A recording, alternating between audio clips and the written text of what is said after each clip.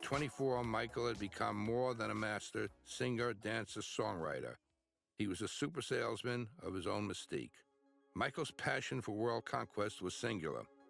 He lived, breathed, slept, dreamt, and spoke of nothing but #1 successes.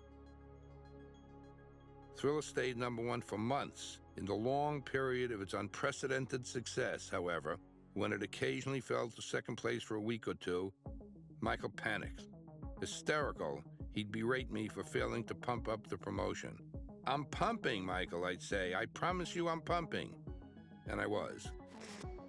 After Thriller had sold about 3 or 4 million copies, I got a call about 12 noon. On the phone was the record company saying, "Hey, listen, if you're not busy, we need you to get over here right now." Michael was going to be presented a plaque for the Thriller record. And we were wondering, why were we waiting? In came Jane Fonda. Jane?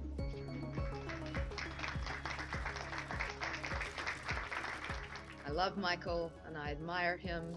He's the only person I know that writes music that you can dream to and dance to and love to and work out to, and I do all of them to him. Come here, Michael. In retrospect, I know exactly what he was doing. He understood the importance of having a big white star giving him this plaque. Michael has #1 single on the pop charts, #1 album on the pop charts, #1 single on the R&B charts, #1 album on the R&B charts, and I think that's sort of an historic record. But I don't think we understood where it was gonna go until the Thriller video came out.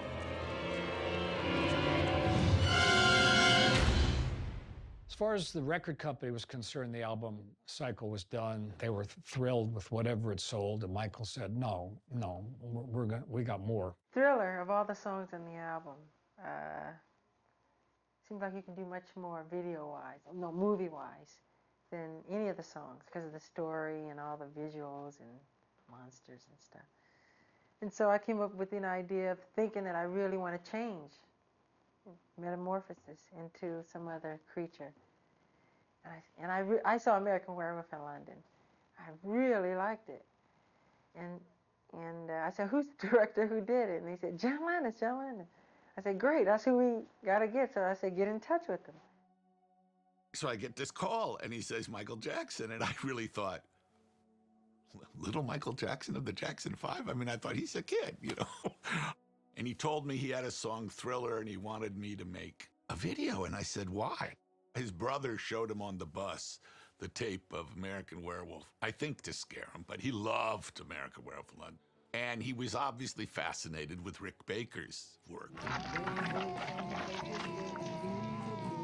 And so he called me and said, "I want to turn into a monster. Will you do it?" And the record label wouldn't pay for it. And we talked. I said, "Michael, you shouldn't pay for this. You should pay for it yourself."